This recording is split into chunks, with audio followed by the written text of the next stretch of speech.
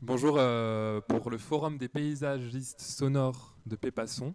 Donc je suis ravi de vous accueillir. On est ici chez moi dans mon salon. On a installé tout ce qu'il faut pour faire ce live. On est avec Milo, avec Marilys. Moi je m'appelle Gaëtan. Alors Pépasson c'est quoi? Pépasson c'est pour pédagogie des paysagistes. Pardon. Pépasson c'est pour pédagogie des paysages sonores. On est un collectif, on s'est créé, ça veut dire qu'il y a à peu près un an, on s'est rassemblés, on est plusieurs membres. Je vais juste baisser le son de mon ordi. Voilà, c'est comme ça marchera mieux. Du coup, je disais, on est un collectif qui s'est créé il y a environ environ un an. On est pluridisciplinaire, ça veut dire qu'il y a des gens qui sont dans le design comme Milo, d'autres plutôt techniciens du cinéma comme moi, d'autres qui sont dans la science, vraiment des purs scientifiques. Et du coup, depuis quelques mois, on essaye de s'organiser, de créer des événements, de faire des ateliers, par exemple, autour du paysage sonore. Et là, on est ravis de faire ce premier événement de l'association qui va, comme va nous le dire Milo, permettre de rassembler plein de paysagistes sonores. Voilà, je te laisse la parole. Donc avec Pépasson, on a vraiment, avec toute l'équipe, imaginé cet événement, le Forum des paysagistes sonores, pour permettre de rassembler tous les porteurs et porteuses de projets de projets d'initiatives autour des paysages sonores.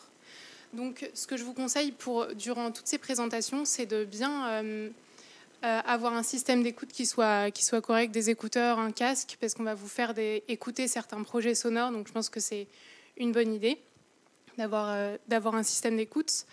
On a la chance aujourd'hui de vous présenter des intervenants suisses, français et aussi on a un Québécois, je crois. Chacun d'eux va vous présenter brièvement leur projet. Ensuite, on va avoir un moment d'écoute. Et puis ensuite, on réservera un moment pour les questions.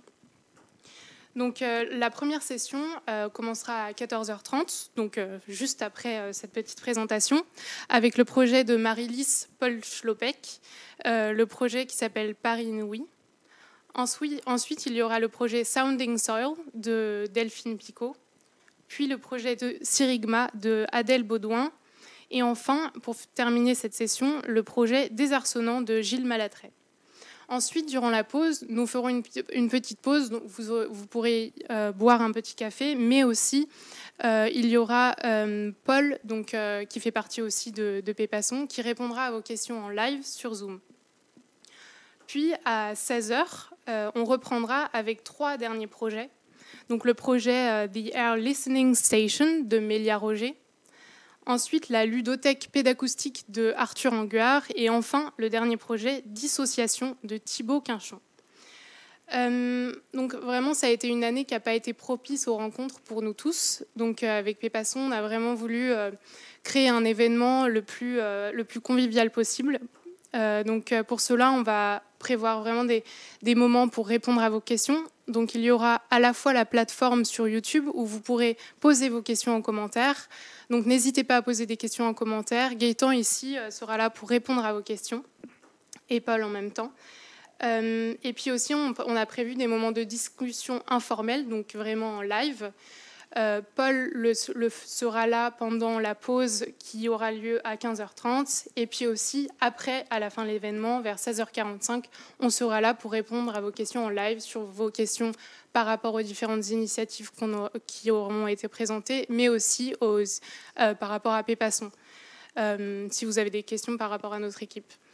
Donc voilà, toute l'équipe vous souhaite une très belle découverte de tous ces projets et je vous souhaite une bonne écoute. On va commencer ici avec le projet Paris Inouï de Marilys. Donc, vu que tu es là, je te laisse commencer. Merci Maïlo, merci Gaëtan.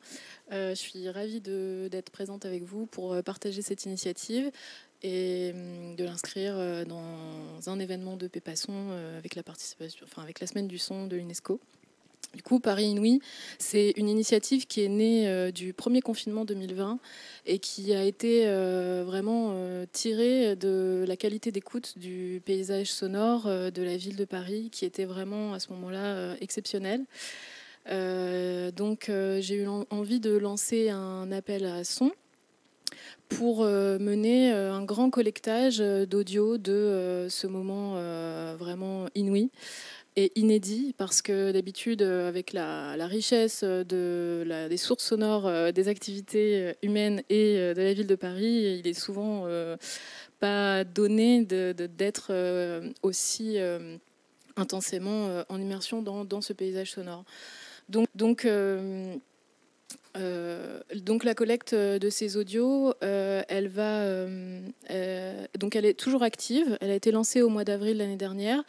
Je comptais en fait l'arrêter à la fin d'année 2020, mais la situation de Paris n'est toujours pas redevenue tout à fait normale en termes de son, surtout la nuit.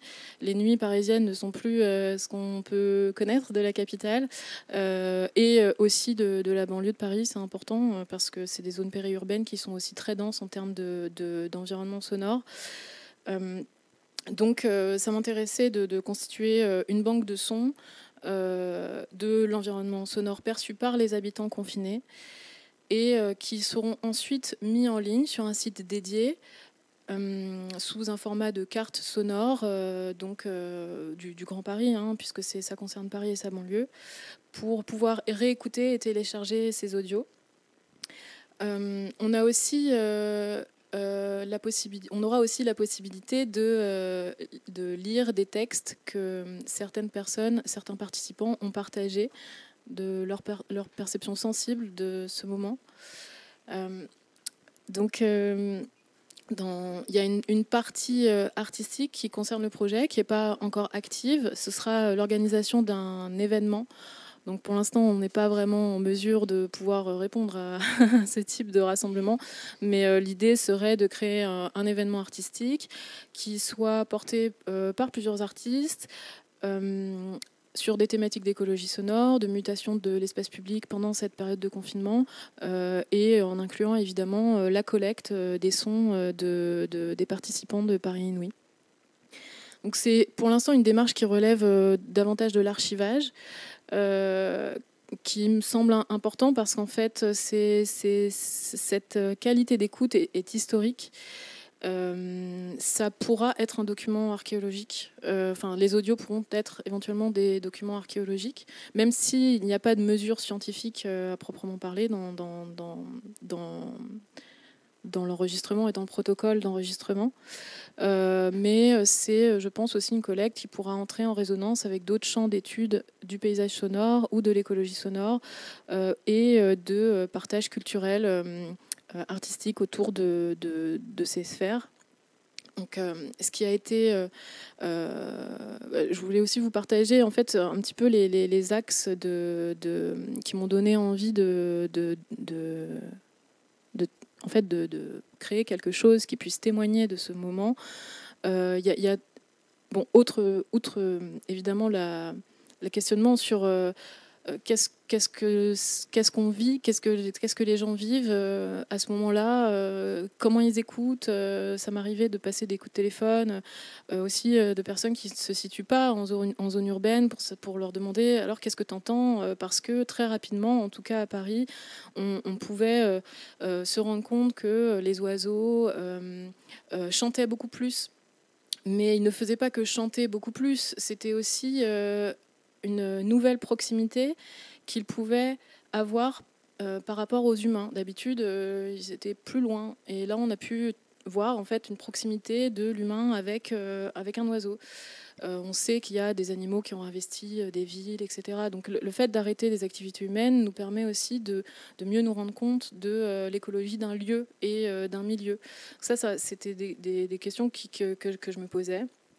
Et dans les sons assez remarquables de Paris, donc moi j'étais dans le 19e, il y a la sensation d'absence d'une espèce de vague qui est le périphérique. Et alors ça, c'était vraiment étonnant. J'ai passé plusieurs moments, plusieurs fois par jour, à juste écouter l'absence de ce son. Et d'un coup, c'est comme si la ville respirait et nous permettait de découvrir un nouvel environnement sonore, ainsi que son écologie, comme je disais tout à l'heure. Du coup, il y a aussi un dernier point sur ça, c'était la perception de l'acoustique des espaces qui, d'un coup, étaient tout à fait renouvelés. Une rue, un écho... enfin, une rue, la manière dont sa réverbération vit, son écho, etc. Tout ça, on pouvait redécouvrir en fait le langage acoustique de la ville. Donc ça, c'est des choses qui m'ont beaucoup, auxquelles j'étais très sensible. Et donc, on a eu plusieurs participants de Paris et de sa banlieue, mais aussi de personnes à l'étranger et dans d'autres villes de France. Principalement, donc il y a eu 160 audios de récoltés, une trentaine de participants et 115 audios pour Paris et sa banlieue, ainsi qu'une vingtaine de textes.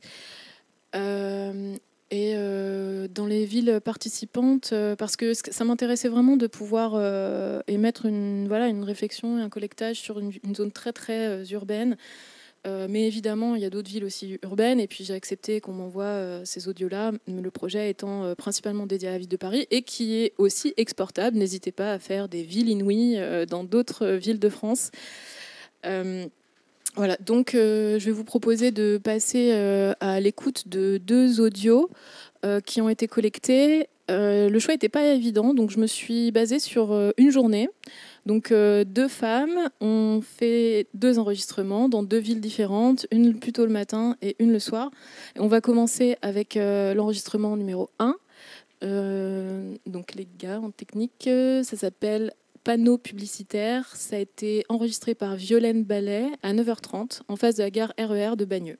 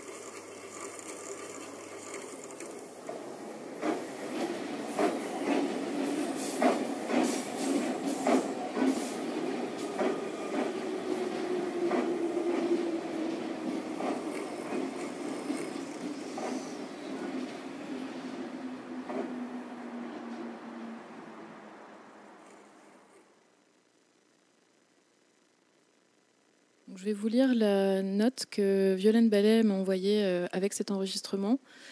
J'habite en proche banlieue, à la limite de Cachan et de Bagneux, dans un quartier habituellement très bruyant du fait de sa proximité avec la Nationale 20. Depuis le début du confinement, le paysage sonore de ma ville a beaucoup changé et c'est un grand bonheur de pouvoir enfin ouvrir mes fenêtres sans cette pollution sonore omniprésente du trafic urbain. À l'écart de la Nationale 20, Cachan est constitué de zones pavillonnaires avec beaucoup de jardins et d'espaces verts, le parc Raspail, le campus de l'ENS. Il n'est donc pas anormal d'y entendre des oiseaux en temps normal, particulièrement le matin, tôt, le soir, tard, les dimanches et pendant les vacances d'été. La nouveauté, c'est qu'à ces chants ne se mêle presque plus la rumeur de la circulation automobile et que l'on peut distinguer des sons plus inhabituels, comme le bruit du vent dans les arbres, le son du mécanisme d'un panneau publicitaire rotatif, l'écoulement des eaux depuis une bouche d'égout. Tout ceci est très apaisant et incite à une forme de lenteur méditative dans l'examen de cet environnement nouveau. Je trouvais ça beau à partager. Donc là, en fait, on se rend bien compte que le panneau publicitaire apparaît, alors que devant la gare RER de Bagneux, c'est très très chargé. Et que ce son devient un son méditatif qui accompagne le quotidien de cette personne. Donc l'audio numéro 2 s'appelle Son voisin. Il a été enregistré par Mona Clavel à 19h le lundi 27 avril 2020, place du Colonel à Paris.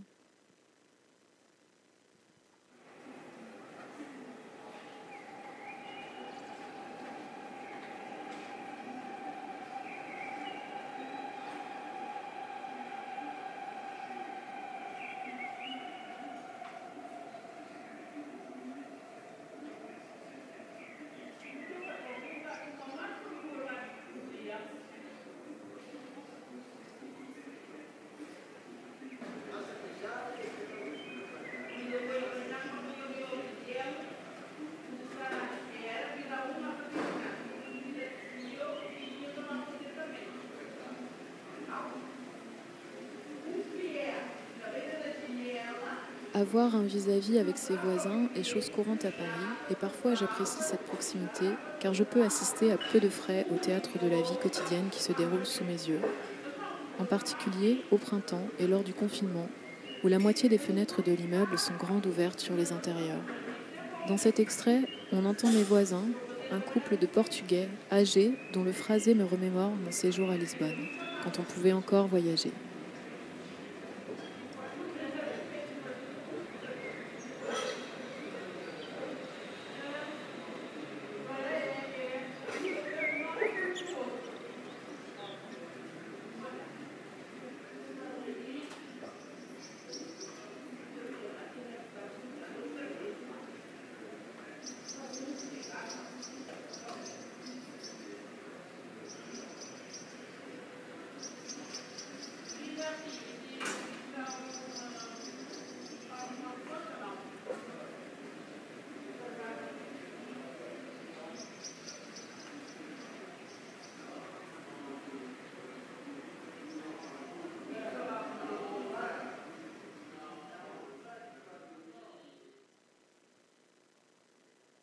Donc là, on a une dimension beaucoup plus sociale, dans le sens où on entend vraiment les voisins portugais, ça lui donne une envie de voyage, enfin en tout cas ça lui remémore son voyage au Portugal.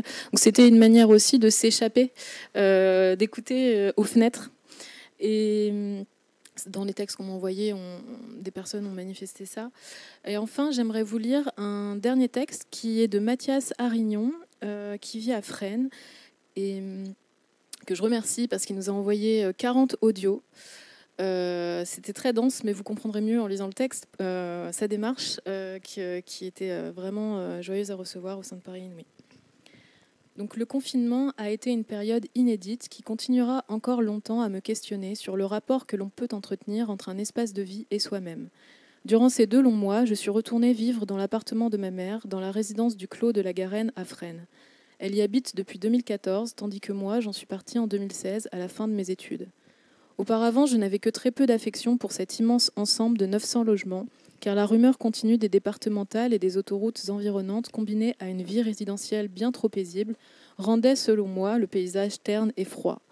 Pourtant, c'est ce même espace qui m'a permis de garder un état mental sain, face au quotidien drastique des déplacements restreints, de la distanciation forcée avec la plupart de mes proches et le bourdonnement incessant et anxiogène des médias. Alors que la vie et le monde semblaient s'arrêter, le soir du 18 mars, à 20h, j'ai pu entendre les premiers applaudissements d'une très longue série d'élans de solidarité couvrant toute cette période. C'était magnifique, cela fourmillait de vie et d'énergie. J'ai été émue par la richesse des sons qui émanaient de toutes ces acclamations, des cris, des hurrahs, des sets de vaisselle convertis en instruments de percussion, des vuvuzelas, des klaxons et la musique à nos héros du quotidien, de soprano, diffusés puissamment par une sono d'un balcon voisin. Les jours suivants, j'ai disposé mon matériel de prise de son au bord de la fenêtre de ma chambre afin d'être prêt à capter les prochaines ovations. Comme j'étais déjà installée bien avant l'heure, je me suis mise à enregistrer quelques ambiances de fin de journée avec différents passages de promeneurs en bas de mon allée. J'en ai ressenti une certaine légèreté car l'environnement était beaucoup moins étouffé par le son des routes, dégageant ainsi une écoute sur les éléments jusqu'alors faiblement audibles. Ce calme inédit qui mettait en relief les bruissements de la résidence, je l'ai beaucoup écouté lors de mes promenades quotidiennes autour de la copropriété. Il donnait une certaine substance au temps qui adoucissait mon anxiété et qui laissait s'insinuer en moi un état de contemplation face aux instants présents. J'arrivais à être enivrée par le chant des oiseaux de moins en moins farouche, les discussions des balcons à balcon, les cris des enfants transformant chaque parcelle de terrain en véritable cour de récréation, le son des circuits improvisés des joggers et des cyclistes et le vent effleurant les feuilles des arbres. Je ne pensais pas qu'un jour, j'allais enregistrer autant de moments suspendus en plein cœur de Fresnes, dans cet espace familier que j'avais longtemps délaissé de tout intérêt. Bien qu'éreintante, l'expérience du confinement me laissera un doux souvenir de cette période où le temps était suffisamment abondant pour me donner le loisir d'écouter la vie s'écouler de milliers de fenêtres et d'une dizaine d'allées d'un quartier résidentiel. Bon, c'était un petit peu long à lire, mais je trouve que c'est un très très beau témoignage d'une expérience finalement qui a quand même été heureuse à travers l'écoute pendant le confinement. Donc sur ça, je trouve que que voilà, on a peut-être la chance, on a peut-être eu la chance à ce moment-là de se mettre dans une autre posture d'écoute et de percevoir des bribes de relations au monde qui peuvent se transformer au sein d'un même milieu et de partage d'espace. Voilà. Merci beaucoup. Merci Merci à pour vous. cette démarche qui permet du coup peut-être à d'autres personnes de partager leur expérience du confinement par le paysage sonore. Je t'invite à peut-être sur le chat ou dans la suite là, du forum de mettre un lien, un mot pour ceux qui voudraient pouvoir contribuer. Tout à fait. Et on va devoir enchaîner, mais voilà, merci beaucoup pour la démarche. Merci à vous et merci Pépasson. À très vite. Alors on va continuer avec le projet de Delphine Picot qui s'appelle Sounding Soil. Donc je ne sais pas si Delphine est prête. Oui, je suis prête. Super. Alors, on voit ma présentation.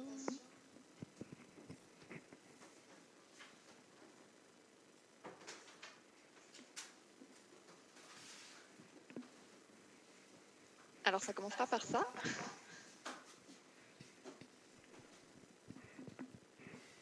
Voilà. Super. Alors, tout d'abord, un grand merci à Pépasson d'avoir organisé ce forum et puis de permettre à Sounding Soil de sortir des frontières suisses. Donc, Sounding Soil, c'est un projet de Biovision qui est une fondation qui a été créée par le docteur Hans Rudolf Aeren en 1998. Docteur qui est lauréat du prix mondial de l'alimentation. Et cette fondation, elle avait pour but initial d'améliorer durablement les conditions de vie de personnes vivantes en Afrique. Et par la suite, d'autres champs d'action se sont développés, comme notamment promouvoir une alimentation durable, une consommation durable en Suisse. Donc, on a différentes activités de sensibilisation et c'est dans ce cadre que s'inscrit Sounding Soil. Alors, Sounding Soil, qu'est-ce que c'est ?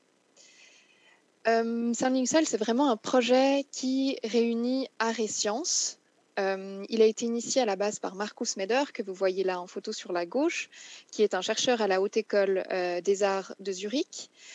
Et Markus Meder, il s'est lancé dans l'écoacoustique, donc c'est-à-dire essayer de révéler à nos oreilles les sons de l'environnement.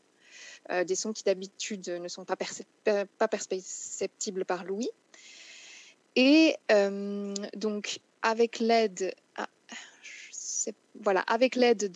des partenaires donc, que vous voyez au centre, Markus Meder a développé un boîtier qui permet en fait, avec une fine sonde que vous pouvez voir sur la photo de droite, qui permet, une fois planté dans le sol, de révéler tous les sons du sol. Parce que le sol, c'est quelque chose de vivant. On a tendance à penser que c'est un matériau mort, mais en fait, ça regorge de vie. La biodiversité, elle est énorme. Et c'est possible de se rendre compte de cette biodiversité au moyen de ce petit boîtier. Et en fait, la partie scientifique essaye donc de quantifier un petit peu cette biodiversité avec ce boîtier, parce que c'est actuellement très difficile de quantifier la biodiversité, de dire il y a tant d'organismes dans un sol. Et là, ils essayent vraiment de prouver, alors plus on entend de son, plus ça veut dire que le sol est riche en organismes. Et les projets sont encore en train d'être développés pour savoir alors tel son est égal à tel organisme. Mais ce sont des projets qui sont en cours. Et c'est aussi un projet artistique. Quand vous entendrez à la fin, c'est vrai que c'est des sons assez particuliers et qui sont facilement utilisables voilà, pour des expositions artistiques. Markus Meder, il a par exemple un gros container où on est immergé, en fait, vraiment, on rentre, on est dans le noir, on est immergé dans le sol et on peut vraiment écouter ces sons qu'on n'entend d'habitude jamais. Et en fait, nous, notre rôle Biovision en tant que fondation là-dedans, donc nous, on utilise cet outil pour faire de la sensibilisation. Alors, on a plusieurs partenaires, on a plusieurs moyens d'y arriver. Tout d'abord, on a ce qu'on appelle le citizen science. Donc, chaque personne en fait intéressée peut commander va sur notre site Sounding Soil et peut recevoir peut recevoir chez soi un boîtier Sounding Soil et peut donc aller dans son jardin ou dans la ville ou dans son pot de fleurs, là où il veut, planter la sonde et écouter les sons. Donc ça, c'est la première partie. Après, on va aussi pas mal dans les écoles parce que ça marche. Les enfants sont assez sensibles, aiment beaucoup. Ils aiment bien parler des vers de terre et ce genre de choses. Donc ça marche assez bien. Et ensuite, on essaye bien sûr d'amener ça même chez les agriculteurs, vu que le sol, c'est quand même la base de toute vie, de notre production alimentaire, etc. Donc c'est vraiment quelque chose auquel on doit faire attention. Et on essaye vraiment de leur rendre compte que c'est quelque chose de vivant dont il faut faire vraiment attention. Donc c'est comme ça qu'on essaye d'utiliser cet outil. Après, il y a de nombreux défis reliés à ça. Tout d'abord, essayer justement en fait de transmettre, de traduire les sons qu'on entend en un contenu pratique avec lequel les gens peuvent repartir chez eux. Genre, pas simplement qu'ils se disent ah c'est sympa, j'ai entendu un ver de terre qui se déplaçait, mais plus se dire voilà, j'ai entendu le son du sol, le sol est vivant, enfin toujours la même chose. On doit en faire attention. Comment je peux y faire attention? Ça, c'est vraiment quelque chose qui est qui nous pose pas mal de challenges. Et puis, il y a bien sûr aussi des défis techniques et organisationnels, hein. Par exemple, niveau technique, c'est une sonde très très fine qu'on plante dans le sol. Et moi, ça m'est arrivé, je suis allée en octobre, le sol était trop dur, il n'avait pas plu depuis un moment, et puis crac, là, j'ai mis trop de force, la sonde se casse, ce genre de choses. Quand il y a trop de vent, c'est tellement sensible, c'est vraiment une sonde très sensible. Donc, s'il y a trop de vent, on va entendre le vent. S'il y a des gens autour, s'il y a un train, s'il y a un bus, n'importe quelle vibration peut perturber en fait cette écoute du sol. Donc, il y a de nombreux défis, mais en tout cas, c'est vraiment une activité qui fonctionne très bien. Alors maintenant, voilà, donc c'est un peu l'activité que je voulais vous présenter. Maintenant, je pense que le mieux, c'est que vous écoutiez ces sons. Donc juste avant que vous les écoutiez, juste vous prévenir, il va pas y avoir une explosion de bruit, etc. C'est assez calme, c'est très méditatif. Et il faut juste essayer de s'immerger, se dire ça se passe dans le sol, voilà, on est dans le noir, il fait un peu plus chaud, il y a plein de vie et essayer de se représenter cette vie. Alors voilà, si vous pouvez envoyer le premier son.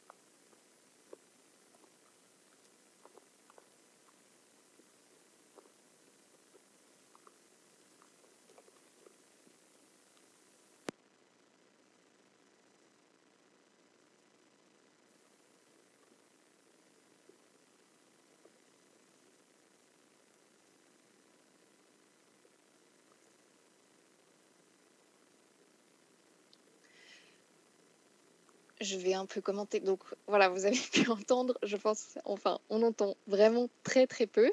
Donc d'habitude, on entend beaucoup plus fort. Bien sûr, voilà, quand on a les écouteurs et qu'on plante la sonde, forcément, on entend très bien. Voilà, ça, c'est un peu ce genre de défi. Parfois, c'est un peu compliqué, mais j'en peux essayer. Donc ça, c'est quelqu'un, par exemple, qui nous a envoyé ce son, enfin, qui a pris un boîtier chez soi, qui a enregistré, et puis qui nous a ensuite renvoyé le boîtier avec tous des sons dedans. Donc ça, c'était un son pendant l'été. On va essayer le deuxième, voir si on entend un peu plus.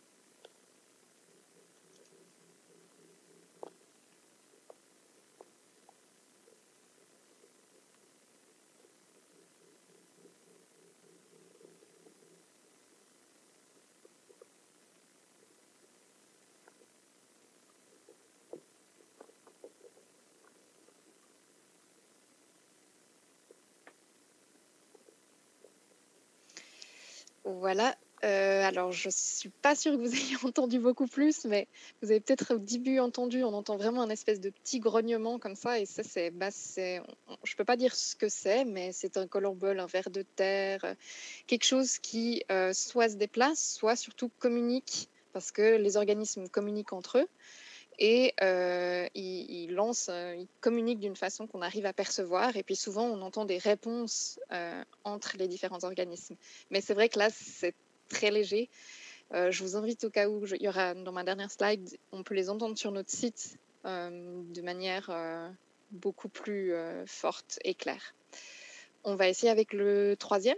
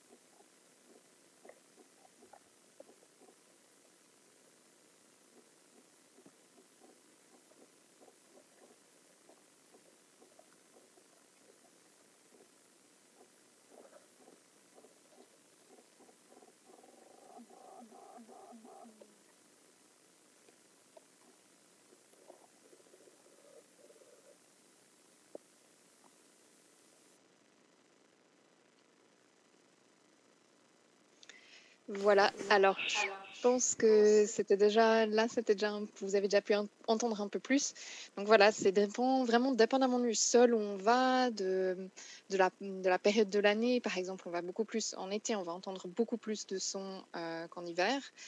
On peut vraiment entendre, selon l'endroit où on est, des fois on dit un orchestre d'organismes, c'est un peu pompeux, mais c'est vrai que des fois c'est vraiment... on entend, ça fait que de bouger, ça grésille, enfin, c'est des sons assez compliqués à décrire, mais il y a vraiment énormément de vie. Et on s'y prend. Moi, je suis scientifique de formation et j'étais assez suspicieuse à la base de ce projet. Et une fois qu'on entend, et ça, on devient en un sens presque addict en fait à rester et à tester à plein d'endroits différents, voir ce qu'on peut entendre et dans quelles conditions. Alors, en fait, du coup, nous, c'est intéressant parce qu'il y a vraiment, comme tu dis, un défi technique à entendre des sons qui sont aussi peu peu perceptible, enfin aussi fin. Du coup, on se rend pas forcément compte là sur le plateau avec précision, même si le dernier son est plus audible, quoi. Mais en fait, ça donne très envie d'aller les réécouter en fait avec un casque, comme tu dis, parce que ça permet de s'immerger. Enfin, c'est vraiment très curieux, hyper intéressant. Et du coup, ouais, ça inspire énormément. J'en profite pour te poser une question du chat qui a été posée, une question un peu technique, j'ai l'impression, de Elliot qui demande à quelle profondeur a été mise la sonde pour peut-être s'éloigner de bruits qui ne sont pas souterrains. Alors la sonde, elle est toute petite, elle fait vraiment 15 cm. Donc on a vraiment les couches supérieures du sol.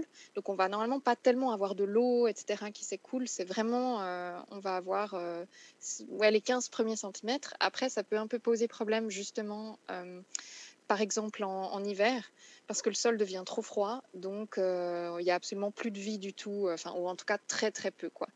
Donc voilà, c'est un peu le défi, mais en fait, c'est pas du tout intrusif. C'est ça qui est assez pratique, c'est d'avoir une petite sonde comme ça. On peut vraiment faire des tests un peu partout. Vous le faites aussi que du coup tu puisses le faire de manière assez simple avec des classes, des publics accessibles, quoi. Donc c'est intéressant que tu aies un rendu dans des conditions techniques assez simples. Et ça encourage à l'écouter dans des conditions par contre d'écoute qui elles sont assez exigeantes, quoi. Faudrait avoir vraiment une écoute de proximité, j'imagine.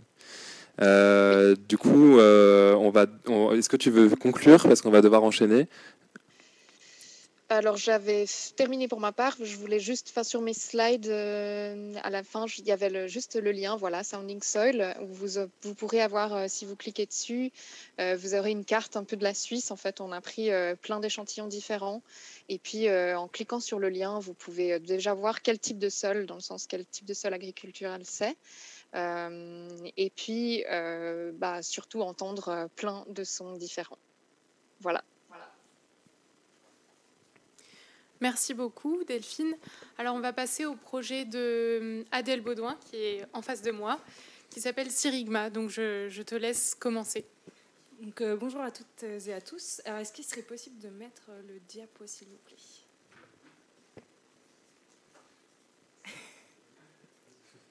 Ça arrive. Ça arrive. On entend en régie que ça arrive. Oui, impeccable. Merci beaucoup. Alors, du coup, moi, je vais vous présenter une démarche qui est entre création et recherche et du coup, qui est centrée sur les paysages sonores. Donc, en effet, j'ai commencé une thèse en octobre au Muséum national d'histoire naturelle. Donc, c'est une thèse qui est financée par le Collegium Musicae, donc la Sorbonne Université, et qui est encadrée par Jérôme Sueur du Muséum national d'histoire naturelle et Pierre Coupry de l'Université d'Évry. Alors, est-ce qu'il est possible de passer à la deuxième diapo ? Oui, impeccable. Alors, du coup, vous pouvez voir le titre de ma thèse, qui est un petit peu long et compliqué, mais je vais vous expliquer ça. Du coup, vraiment, mon projet de recherche s'inscrit dans un contexte où le patrimoine naturel sonore est menacé. Donc, on peut prendre l'exemple du fait que la biodiversité est en train de décroître. Et donc, c'est assez simple de comprendre que s'il y a moins de chants d'oiseaux, tout simplement, les paysages sonores perdent en richesse. Donc, on s'est dit qu'on allait lier deux disciplines qui travaillent sur le son et sur les paysages sonores. Donc, l'écoacoustique, qui est la science qui étudie la biodiversité par le son, et la musique électroacoustique, donc il y a une musique qui utilise la technologie électronique pour composer et pour diffuser donc son contenu. Donc, est-ce qu'il est possible de passer à la troisième diapo ? Impeccable. Alors, donc ces deux disciplines, elles utilisent donc la visualisation du son, elles représentent le son. Donc pour différentes raisons, ça va être par exemple pour étudier la biodiversité, donc c'est ce qu'on voit à l'écran à gauche. Donc là, c'est des enregistrements qui ont été réalisés sur 1 an dans une forêt en Australie. Et donc en fait, ça permet de voir comment fluctuent les différents cortèges d'animaux tout au long de l'année. Donc en vert, par exemple, on a les oiseaux et en jaune, les sauterelles. Donc on peut également se servir de la représentation du son pour étudier la composition musicale. Et donc là, c'est ce qu'on a à droite de l'écran. Donc c'est une pièce qui s'appelle Ondes croisées, qui est de Parmigiani. Et donc en fait, on va pouvoir voir quels matériaux sonores sont utilisés, comment ils s'agencent. Voilà, vraiment faire une analyse d'une composition musicale. Donc pour le moment, il est un petit peu trop tôt pour que je vous présente les résultats de ma recherche, parce que je viens juste de commencer. Mais les objectifs, ça va vraiment être de lier ces deux disciplines, donc l'écoacoustique et la musique électroacoustique, afin vraiment de faire des analyses scientifiques grâce à la représentation du son, mais également de trouver des outils qui permettront d'expliquer comment fonctionnent les paysages sonores et du coup faire de la sensibilisation pour les paysages sonores. Alors maintenant, je vais vous expliquer un peu mieux ce que sont les paysages sonores. On va passer à la troisième diapo, enfin la prochaine diapo, et je vais vous illustrer cela par des sons. Donc on va commencer par des sons écoacoustiques. Donc c'est des sons, les paysages sonores en écoacoustique. On utilise couramment la définition qui est donnée par Bernie Krause en disant que les paysages sonores sont composés donc de la biophonie, donc c'est tout ce qui est chant d'oiseaux, d'animaux. La géophonie, donc c'est la pluie, le vent, et ainsi que l'anthropophonie, donc ça va être tout simplement tous les sons qui sont produits par les êtres humains. Et du coup, je vais vous présenter 2 courts extraits donc, qui proviennent d'études scientifiques de la biodiversité. Et donc le premier, il se trouve dans le Jura. Donc on va écouter 30 secondes d'un son qui nous vient du Jura, dans le parc naturel régional du Haut-Jura.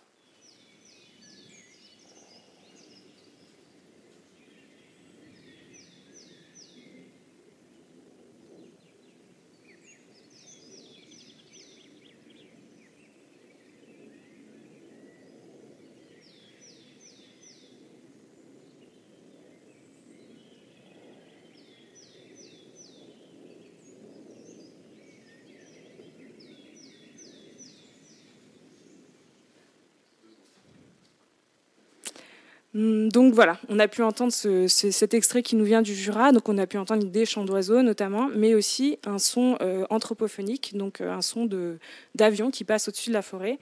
Et il se trouve que 75% du temps, et ben, en fait, dans cet espace naturel, et ben, on a des avions qui passent, donc c'est une pollution sonore qui a sûrement un impact sur les paysages sonores. Donc maintenant, on va écouter un extrait qui nous vient de Guyane.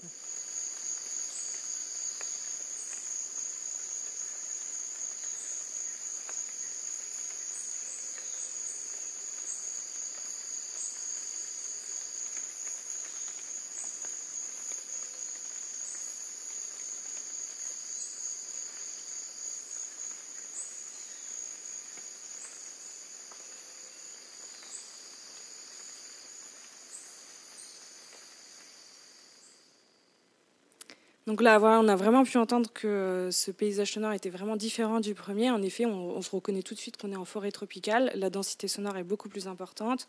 On n'a pas du tout les mêmes espèces qui chantent, qui produisent du son. Et on n'a pas de bruit anthropophonique.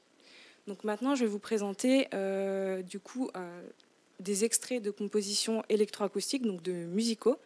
Et on va commencer par un extrait de The Listener de Jana Winderhen, et qui va nous amener dans un paysage subaquatique.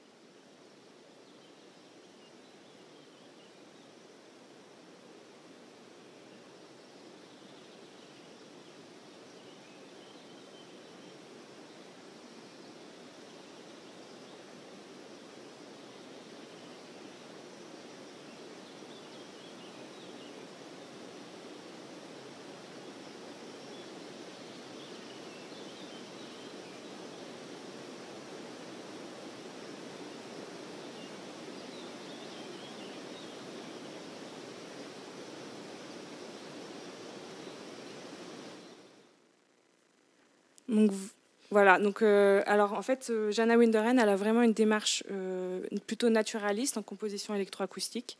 Mais on peut vraiment dire que c'est vraiment de la composition électroacoustique, tout simplement, parce que même si elle utilise des matériaux d'enregistrement assez bruts, ben, en fait, elle va vraiment avoir une démarche de montage. Elle va vraiment nous donner sa vision du paysage sonore.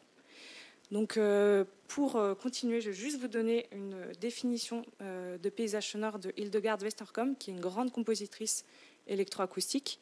Donc, elle nous dit que le paysage sonore est comme une langue avec laquelle s'expriment les lieux et les sociétés. Et donc, pour finir sur ces compositions électroacoustiques, je vais vous faire écouter 1 minute d'un son qui s'appelle Rana Temporaria, donc j'ai composé l'année dernière. Et je vous laisse écouter ça.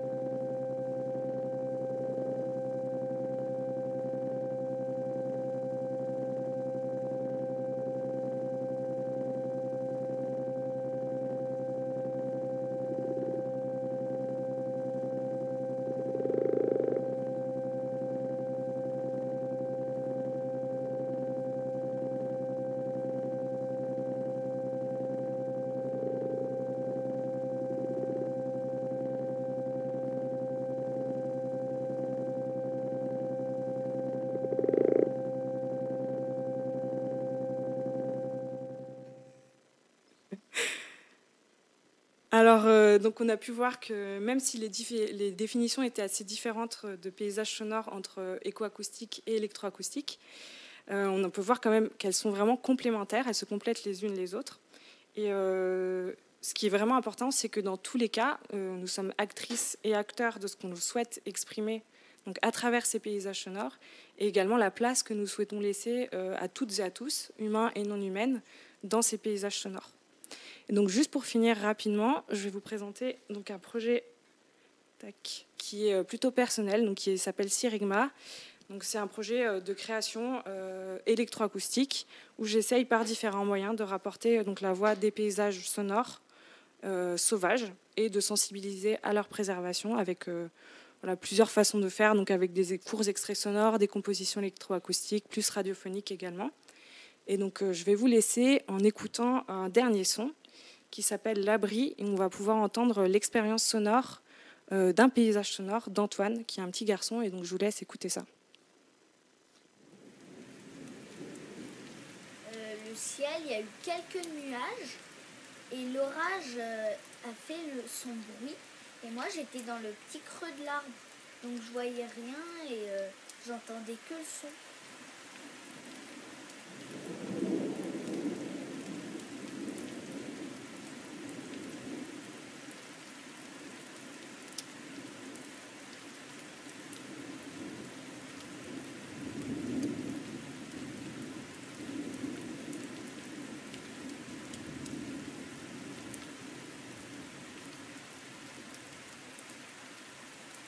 Au début, ça me faisait un petit peu peur parce que je me demandais ce que ça faisait, genre gros bruit d'orage.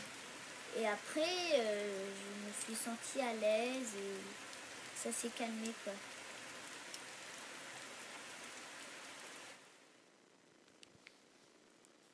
Donc voilà, je vous remercie. Alors du coup, pour l'instant, je vois pas de questions sur le live, mais moi j'en profite pour te poser une question par rapport à ce que tu disais entre éco-acoustique et électroacoustique, parce que notamment nous, au sein du collectif, ça nous arrive d'avoir une création, d'aller enregistrer des sons, et notamment en décembre dernier, on a pris des sons avec Claire dans une manif, et en fait on a fait du montage, et du coup je voulais savoir ce que toi tu définissais justement, c'est le fait de intervenir sur la matière et de faire du montage qui définit l'électroacoustique, même si au départ les sons restent bruts et que je vais pas aller les retravailler, les traiter. Eh ben, si à partir du moment où il y a un montage, pour moi, après c'est une définition qui est peut-être un peu personnelle. Il y a paysage sonore, composition à partir de paysages sonores. À partir du moment où tu les montes, où tu proposes ta vision et où tu vas surtout proposer une image sonore, quoi, de ce que tu as pu entendre, quoi. Okay. Merci.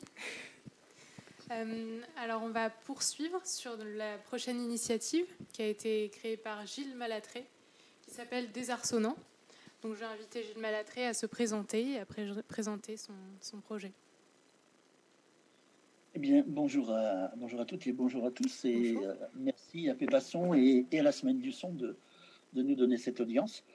Donc le projet Désarçonnant, déjà il a une bonne vingtaine d'années d'existence et avant ça il est né sur une expérience de terrain justement dans le PNR du Haut-Jura pendant 2 ou 3 ans autour des paysages sonores, d'un inventaire des paysages sonores remarquables.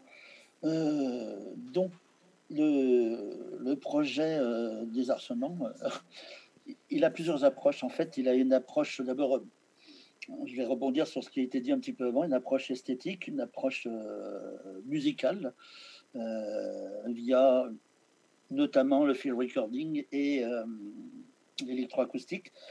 Il a une approche écologique, puisque pratiquement toutes les personnes avec qui on a travaillé depuis pas mal d'années on avait en commun le fait d'avoir lu le paysage sonore de Raymond Murray Schafer. Ça a été une sorte de bible pour nous. Et il a une approche, alors je dirais sociétale aussi. Comment est-ce qu'on vit avec les sons? Comment est-ce qu'on vit contre les sons parfois, et tout ce qui fait paysage sonore. Et alors, si j'évoque ces 3 approches, elles sont pas cloisonnées, hein, c'est pas une fois l'un, une fois l'autre, c'est toujours imbriqué. On parle toujours, pense toujours à la fois esthétique, écologie.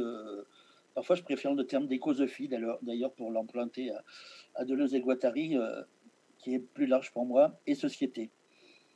Et sur ce projet, disons que ces dernières années, je l'ai recentré beaucoup, enfin, je l'ai recentré, ou il s'est recentré, peut-être tout seul, par nécessité, sur la notion de parcours sonore. Et là, je rebondis aussi sur Hildegard Rosterkamp, puisqu'elle a beaucoup pratiqué ce qu'on appelle en anglais le soundwalking, et que moi j'appelle dans mon petit jargon personnel le PA, qui est un acronyme de parcours audio-sensible. Et c'est-à-dire que une des bases de l'approche, c'est d'arpenter le terrain.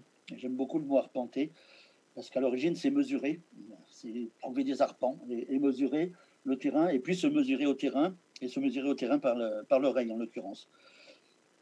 Donc, ces parcours audio-sensibles m'amènent à beaucoup parcourir de lieux urbains, périurbains, ici et là, et à emmener aussi énormément de gens les parcourir, parce que l'idée, c'est que une fois que j'ai repéré le terrain, c'est de partager l'écoute et de faire du collectif et d'emmener les gens se promener avec moi. La deuxième notion que j'ai un petit peu creusée ces temps-ci, c'est la notion de point d'ouïe. Je ne suis pas le seul à l'avoir creusée d'ailleurs. Ce que nos collègues américains appellent parfois, anglo-saxons en l'occurrence, appellent le sweet spot. C'est l'endroit où il faut être pour bénéficier de la stéréophonie parfaite au départ. Mais aujourd'hui, on le prend aussi comme l'endroit où il faut être comme un point d'écoute idéal, parce qu'il y a une source remarquable, parce qu'il y a un point d'ouïe remarquable.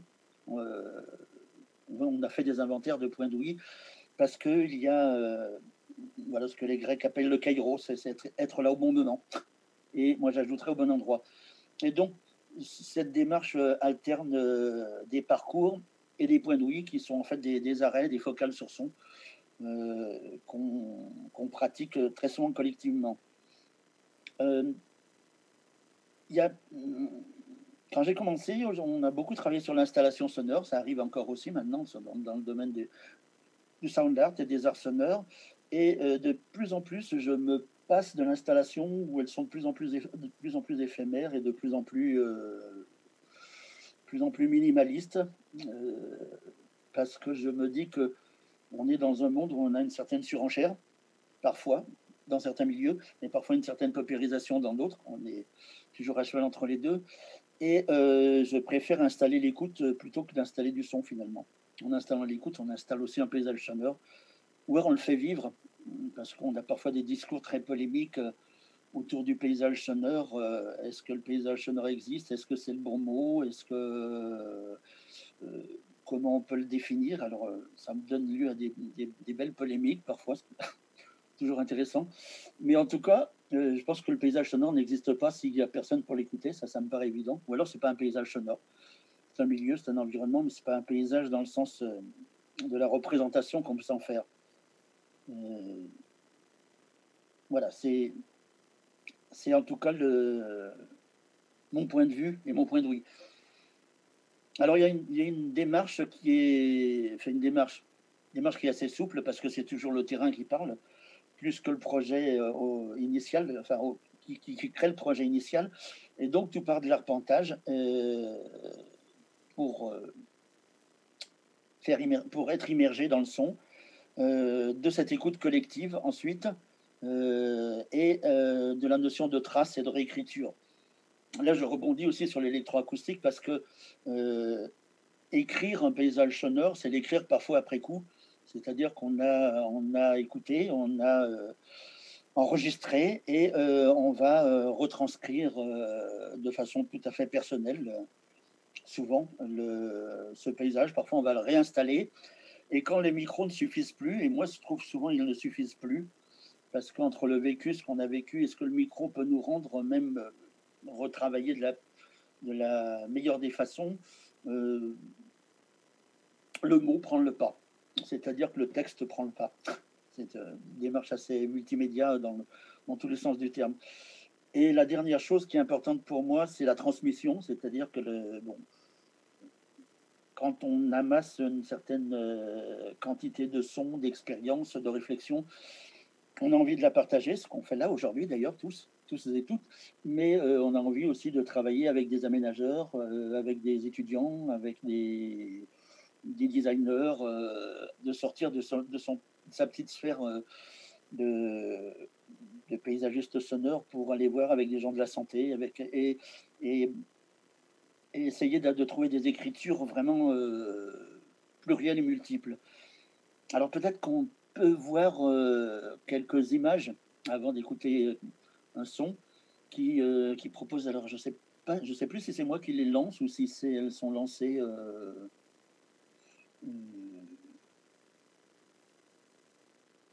Voilà. Alors elle se lance. Donc voilà, ça c'est des images qui illustrent un petit peu des postures d'écoute. Alors l'oreille collée à, par exemple, pour ausculter un petit peu de près. On peut en passer, on peut les faire défiler. Hein, voilà, bon, ça c'est un bout de Vuvuzela qui me sert de longue-ouïe. C'est voilà. Et puis ça c'est un point d'ouïe que c'est des situations que j'aime beaucoup, c'est-à-dire que c'est de nuit, j'adore la nuit, le long d'une centrale improbable à Vitry-sur-Seine, dans le quartier des Ardoines, et on a des situations d'écoute un peu à la Max Neuhaus, pour ceux qui connaissent le travail de Max Neuhaus, qui m'a beaucoup inspiré dans ses Listen, ses Happening, où on est dans un peu une performance d'écoute en fait. Voilà, et puis ça, c'est des objets d'écoute que je me suis fabriqué. Voilà, qui permettent de passer l'oreille gauche à droite et l'oreille droite à gauche et de jouer un peu sur les sons comme ça. Encore, voilà, bon, ça c'est juste un workshop dans une école d'art. Et voilà, encore une ambiance où on met en condition un public de nuit toujours pour le faire rentrer. Alors ça vous verrez, vous aurez l'explication après en fait de cette photo-là par le son. Donc je n'en dis pas plus. Voilà. Et là, alors je ne sais pas si on voit très bien, mais on est en train de sculpter avec des stéthoscopes. Toujours dans l'idée de passer du panoramique très large au champ très resserré du micro-son. Voilà. Et ça, c'est pour simplement dire que j'adore faire de la radio et utiliser le média radiophonique chaque fois que je peux. Je ne sais pas s'il en reste. Non, bon voilà. Alors, je pense qu'on va terminer, par écouter. Alors, je ne savais pas quoi vous faire écouter, donc je vous ai fait écouter un petit bout de field recording à 5 minutes de chez moi et qui va vous donner l'explication d'une photo de tout à l'heure.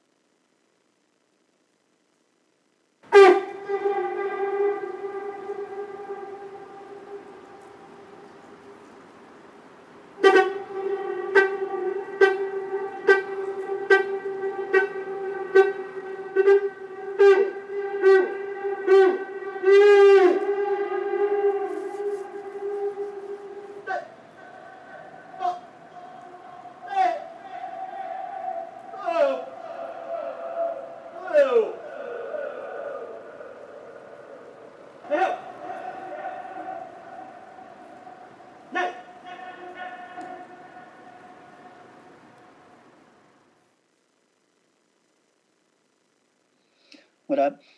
Il n'y a aucun traitement. C'est un son brut de décoffrage, un field recording non retouché, même pas filtré. Et c'est un pont à côté de chez moi qui a 7 ou 8 échos comme ça. Et que chaque fois que je passe avec quelqu'un, on joue avec des échos, on fait des lectures, on a des instruments. Là, c'est avec un bout de Vuvuzela. Voilà, c'est ce qu'on pourrait appeler un point d'ouïe remarquable. Et il y en a en ville aussi. Voilà, mais je pense que j'ai utilisé le temps qui m'était imparti, comme on dit. Eh ben, écoute, c'est super, merci beaucoup Gilles pour cette démarche qui en plus, j'ai l'impression, est assez originale par rapport à toutes les interventions qu'on a dans ce forum, parce que j'ai l'impression que, comme tu l'as expliqué, tu mets la posture d'écoute en question par rapport au paysage sonore plutôt que l'enregistrement, la captation et ensuite la création. Et du coup, juste pour finir, si tu veux bien nous réexpliquer, moi je me demande, est-ce que tu as eu une évolution, puisque tu travailles depuis longtemps sur le paysage sonore, quelle est l'évolution qui fait qu'à un moment où tu te dis il faut revenir à l'essentiel qui est juste d'aller dans le lieu, écouter avec des outils qui ont l'air hyper étonnants, plutôt que de faire cette démarche microphonique que tu questionnes du coup. Est-ce que tu peux nous en dire deux mots?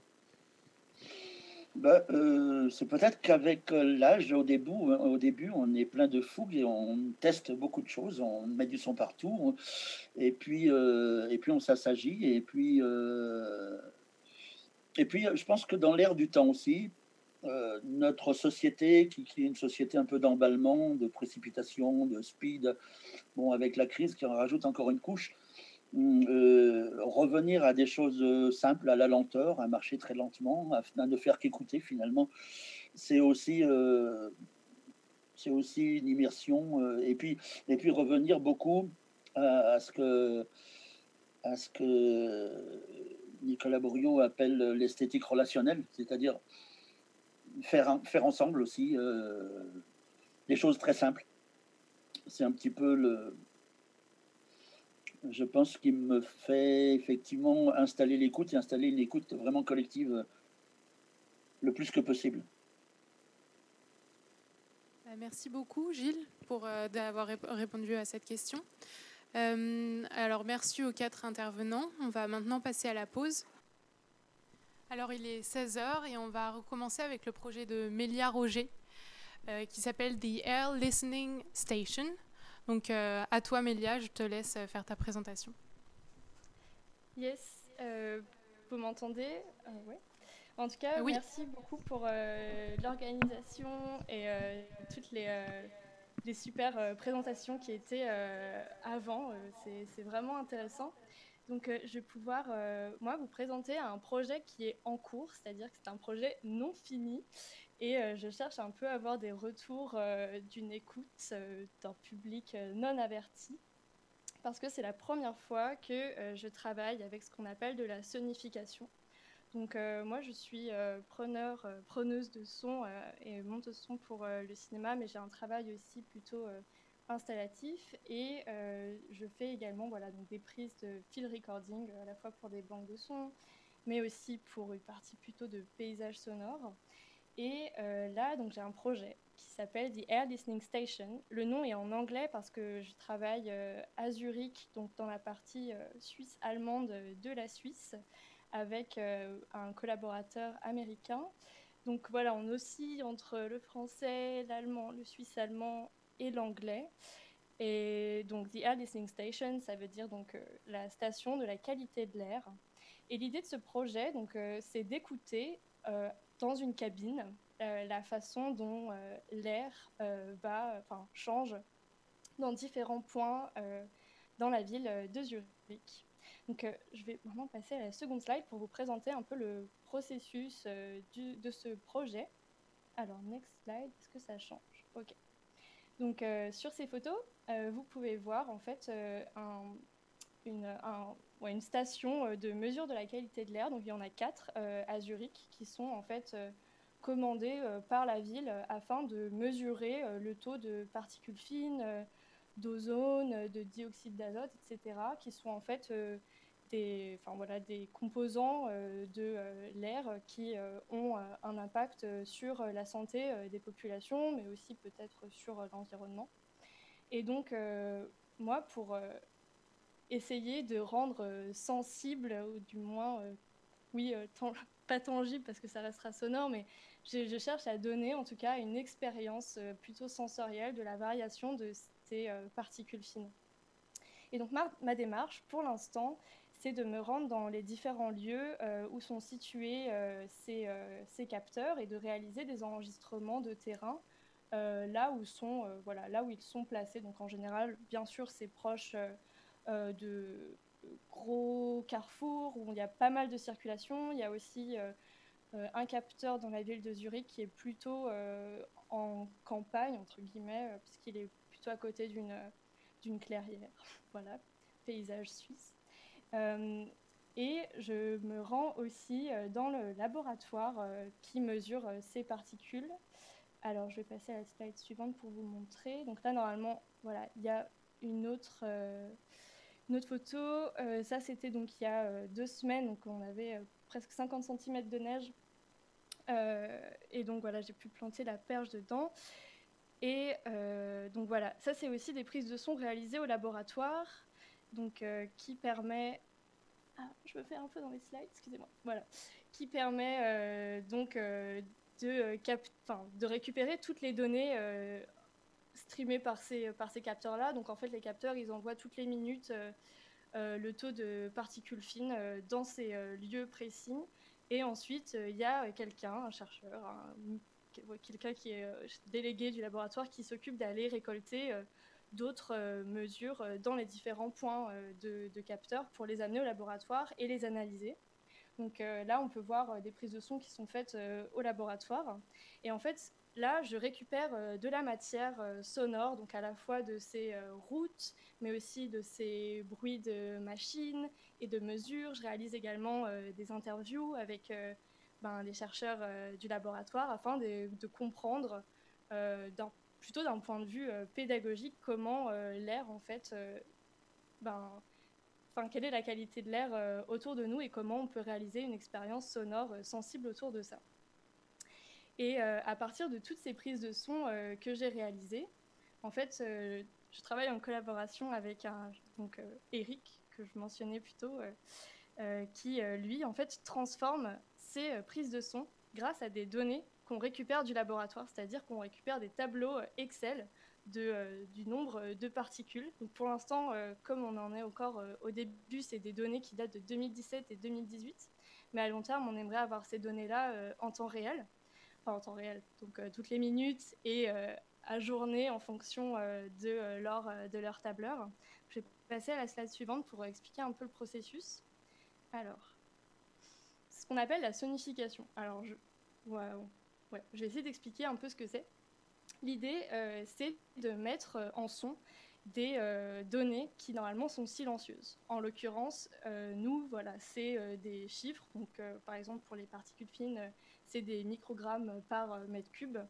Donc, tous ces chiffres-là et ces variations en fonction du temps, de la date, on peut les mettre en son. Et nous, pour ça, on a choisi donc, de transformer des enregistrements sonores de terrain pour qu'ils soient influencés en fait, par ces données sonores, en fait, par ces données non sonores. Pardon. Oula, je ne sais pas si je vous ai perdu. Mais voilà, l'idée, donc quand vous voyez ce petit carré qui s'appelle Processing, l'idée, voilà, c'est de réunir ces enregistrements et ces données donc, qui sont juste des chiffres pour, en quelque sorte, oui, réaliser cette expérience qui va nous permettre d'entendre, d'avoir du moins une expérience un peu émotionnelle de la manière dont évolue la qualité de l'air dans la ville. Je vais passer à la slide suivante. Donc, est-ce que ça change? Voilà. Pour l'instant, on est parti du principe qu'on allait essayer d'utiliser la synthèse granulaire pour modifier les sons. Ça rentre un peu tout de suite dans des choses très compliquées, mais en vrai, ça l'est pas. J'essaie de vous expliquer ce que c'est. L'idée, c'est de prendre des petits bouts de mes enregistrements et de définir une durée et une densité comme une sorte de grain. Parce que pour nous, la particule fine, moi, j'ai fait des études d'art, un peu de maths, un peu de sciences, mais je ne suis pas du tout scientifique, donc j'essaie de rentrer en communication avec tout un monde aussi qui m'est complètement étranger. Mais moi, j'avais comme idée que les particules fines, voilà, ça pouvait être associé à comme des petites particules de son. Et donc, l'idée, c'est qu'en fonction du taux de pollution, on va avoir plus ou moins de ces particules de son. Je vais passer à la slide suivante. Est-ce que j'ai... Attendez, je suis un peu perdue. Ah oui, c'est bon, j'ai une slide suivante. Mélia, si tu m'entends, est-ce que tu peux essayer d'accélérer sur la partie d'explication pour que tu puisses nous faire écouter ensuite les exemples? Ok. Et du coup, cette slide, elle représente juste ce que je vous ai expliqué avant, c'est-à-dire plus on a de pollution, plus on va entendre ces petites particules de son.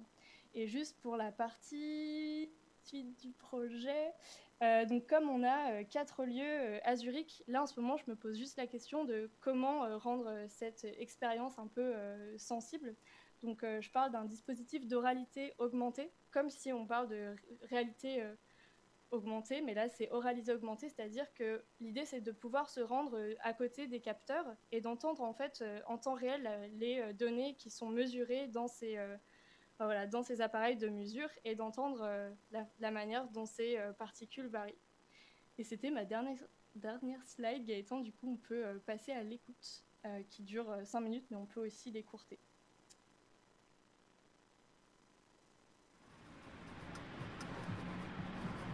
N'hésitez pas à mettre des commentaires sur ce que vous ressentez.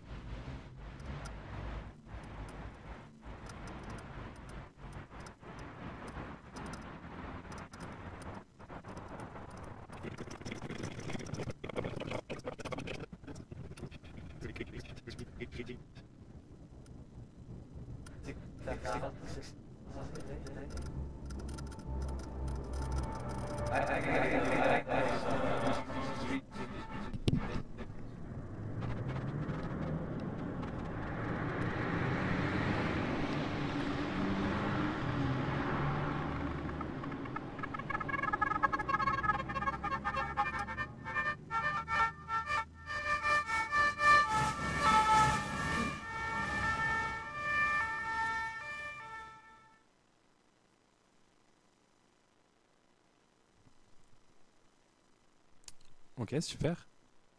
Est-ce que tu veux commenter plus, Mélia, sur ce son? Alors, ouais, juste pour vous dire que du coup, 1 minute de données, ça correspond à 6 secondes dans cette pièce. Donc là, on a entendu un condensé en fait des variations de ces données, et on a utilisé donc pour l'instant que 2 données, celle des particules fines de 10 et 2,5 millimètres de diamètre. Ok, et du coup, j'en profite parce qu'on a reçu une question qui est de Marélis, et en fait, vu ce qu'on vient d'écouter et qui paraît complètement fou à entendre aussi dans une situation un peu de concert, la question c'est est-ce que tu as déjà prévu de diffuser ce type de son, ce travail-là, de manière, tu vois, un peu concert électroacoustique, quelque chose comme ça? Alors, excuse-moi Gaëtan, en fait je t'entendais très peu fort. Du coup, la question c'est est-ce qu'on le diffuse comme un concert, c'est ça? Est-ce que tu as dans le projet de l'imaginer aussi comme un concert, ouais, que tu diffuserais dans des conditions un peu comme un concert électroacoustique? Alors moi personnellement, c'est pas du tout quelque chose auquel je pense parce que j'ai la phobie du live et que c'est pas quelque chose qui m'intéresse particulièrement. Moi, ce que j'aimerais pouvoir créer, c'est la notion de temps réel m'intéresse dans le sens que ce serait super en fait qu'on puisse se rendre dans un lieu là où il y a des capteurs, qu'on puisse ressentir la circulation et entendre la variation de la qualité de l'air en temps réel. C'est-à-dire que je ne sais pas si on se déplace dans un lieu ou peut-être dans ce point de capteurs à Zurich où il y a plutôt la campagne, qu'on entende une différence entre là où il y a beaucoup de circulation, qu'on puisse avoir voilà, plutôt cette qualité sensible. Parce que là, pour l'instant, je trouve que l'émotion qui ressort de la pièce là, telle qu'elle est, c'est quelque chose d'assez angoissant. Je ne sais pas comment vous l'avez ressenti. Mais voilà, moi, je me questionne encore en fait sur quelle est l'expérience émotionnelle qu'on veut donner. Est-ce qu'il y a aussi plutôt des données pédagogiques, entre guillemets, informatives sur je sais pas, la dangerosité de ces particules fines, etc. C'est pour ça que je suis intéressée maintenant d'incorporer davantage d'interviews. C'est comme une sorte de documentaire sonore interactif, entre guillemets, interactif dans le sens que certains sons, certaines interviews vont être aussi lancées en fonction des données sonores qui nous viennent du laboratoire. Ouais, et Voilà. j'ai l'impression en C'est plus que plutôt c'est ce un peu format-là. l'enjeu. J'ai l'impression en plus que c'est l'enjeu un peu de la sonification, puisque tu fais un choix un peu arbitraire de comment les données qui sont non sonores viennent agir sur le sonore. Comment est-ce que ça, on le comprend quand on est juste à l'écoute et quand il n'y a pas l'explication de ton projet en parallèle. Et je trouve ça hyper intéressant de t'imaginer que du coup, si tu amènes les gens dans les lieux où les données non sonores sont captées pour qu'ils puissent se rendre compte peut-être de cette pollution atmosphérique, c'est peut-être le moyen de justement faire cette pédagogie que tu questionnes, non ? Ouais, complètement. Ouais, c'est plus une volonté pédagogique plutôt que d'expérience comme pour un concert. Enfin, je pense qu'il faut garder un lien avec le réel, entre guillemets. Ce lien, il est là avec déjà les enregistrements de terrain, avec l'enregistrement des voitures, du trafic, de toute la machinerie, des appareils de mesure et des interviews. Mais je pense que après, à réfléchir, je sais pas en fait. Il faut, c'est un projet en cours, donc c'est aussi super d'avoir de nouvelles idées ou pourquoi pas des nouvelles manières de construire le projet. À réfléchir. Et merci du retour en tout cas. Merci beaucoup Mélia pour cette présentation. Alors maintenant, on va passer à la ludothèque pédacoustique d'Arthur Anguard, qui est juste là à côté de moi. Donc je te laisse continuer Arthur avec ta présentation. Merci beaucoup Milo. Écoutez, bonjour à tous. Et puis je vais faire comme Mélia, je vais dire merci à tous ceux qui sont passés avant moi parce que c'était vachement intéressant et super inspirant par plein d'aspects. Et j'espère que ce que je vais pouvoir dire, en tout cas moi j'ai l'impression que ce que je dis va pouvoir rentrer en écho avec plein de choses, ou en tout cas plutôt vous faites écho à plein de choses auxquelles j'ai pensé. Et aussi, je trouve ça très chouette, je me rends compte qu'on partage beaucoup de choses. Et donc voilà, donc ça me fait très très plaisir d'être avec vous aujourd'hui. Du coup, moi, je vais présenter un petit projet qui s'appelle la ludothèque pédagoustique. Ah tiens, merci, je vais pouvoir passer mes slides. Et donc, ce projet, je vais vous le présenter en deux parties. J'ai fait un peu un plan avec une première partie qui va être un peu théorique. On va voir si ça marche. Et puis une deuxième partie où je vais plutôt vous présenter vraiment concrètement des jeux, puisqu'on parle d'une ludothèque, et des jeux que j'espère pédagogiques. Donc l'idée de la ludothèque pédagogique, c'est un vaste projet d'éducation populaire qui vise à incapaciter la population, au sens large, vers une appropriation du paysage sonore. Et ce que je vais essayer d'expliquer, c'est dans quelle mesure s'approprier, qu'est-ce que ça veut dire pour un tout petit, et qu'est-ce que ça peut vouloir dire pour un adulte. Donc c'est là que je vais mettre les slides. Donc je ne sais pas s'il faut que je fasse next slide pour avoir la première. Bah non, voilà. Donc je vais faire à partir de quand on est petit jusqu'à quand on est grand, qu'est-ce que ça peut vouloir dire s'approprier le paysage sonore. Donc je pense que déjà pour un tout petit, s'approprier le paysage sonore, c'est être capable de prendre, être capable de saisir quelque chose. En ce sens-là, on peut se dire que s'approprier le paysage sonore chez un très jeune enfant, ça va être essayer de favoriser le développement de l'écoute, au sens de saisir, être capable d'emmagasiner la matière, déjà de qu'elle nous arrive dessus. Et un deuxième aspect de saisir quelque chose, c'est je saisis quelque chose que je veux prendre, et donc du coup, ça va être essayer de favoriser l'identification à travers du coup des exercices de cette écoute. Et l'identification, c'est à la fois l'identification de son, Donc j'entends une plante, j'entends ceci ou cela, mais ça peut être aussi l'identification d'une ambiance sonore. Je sais que c'est l'ambiance de ma maison, que c'est la rue, que c'est, je sais pas, la mairie. Et ça peut aussi être l'identification des émotions. Je sais que ça, c'est quelque chose que j'aime et quelque chose que j'aime pas. Voilà. Donc ça, c'est une première étape pédagogique. Si on passe à une deuxième étape pédagogique dans ce que j'essaye de développer dans la ludothèque, qui va peut-être s'appliquer déjà aux gens un petit peu plus grands, s'approprier le paysage sonore, ça devient être capable de manipuler le paysage sonore. Manipuler le paysage sonore, une fois qu'on est capable de l'écouter et d'identifier un certain nombre de choses, je pense qu'il y a deux voies d'accès vers cette manipulation. Une première, c'est une manipulation que moi j'ai tendance à dire intellectuelle, au sens de j'ai des éléments, je vais en fait analyser le paysage sonore, je vais le décomposer, je vais essayer de créer des liens entre les choses, et je vais faire fonctionner en fait mon appareil rationnel, ma logique, pour essayer de donner du sens à ce paysage, et c'est ce qui va pouvoir donner naissance entre autres à une certaine méthode scientifique. Et donc à travers l'écoute du paysage sonore, on peut faire des activités pédagogiques qui développent l'esprit scientifique en ce sens. Et une deuxième type de manipulation que j'essaye de développer, c'est une manipulation qui n'est non plus des éléments du paysage mis ensemble, mais en fait de soi avec le paysage entier, prendre le paysage comme un tout. Et du coup, manipuler le paysage sonore, c'est manipuler finalement ses émotions, son dialogue avec le paysage, et ce que moi j'ai tendance du coup à mettre en opposition avec la première approche, c'est-à-dire que c'est plutôt une approche esthétique qui pourrait donner naissance à certaines pratiques artistiques. Et donc voilà, il y a un deuxième type de manipulation que je vais essayer de vous montrer après dans les jeux que je vais vous montrer, que j'essaye de mettre en place. À une troisième échelle, et puis après il y en a une quatrième, et après promis j'ai fini, s'approprier le paysage sonore, ça devient être capable de questionner le paysage. Je me l'approprie, je le questionne, je le manipule, je vais plus loin, et donc ce questionnement, ça peut être soit on continue dans le développement scientifique et artistique, donc c'est expérimenter le paysage sonore, j'ai une question, je l'expérimente, je la teste, mais c'est aussi mettre en relation son expérience, enfin mettre en relation le paysage sonore avec son expérience de vie, ce qu'on a déjà eu. Et donc en fait c'est contextualiser le paysage sonore. C'est apprendre que le paysage sonore, il parle d'histoire, il parle de sociologie, il parle d'anthropologie, de culture, etc.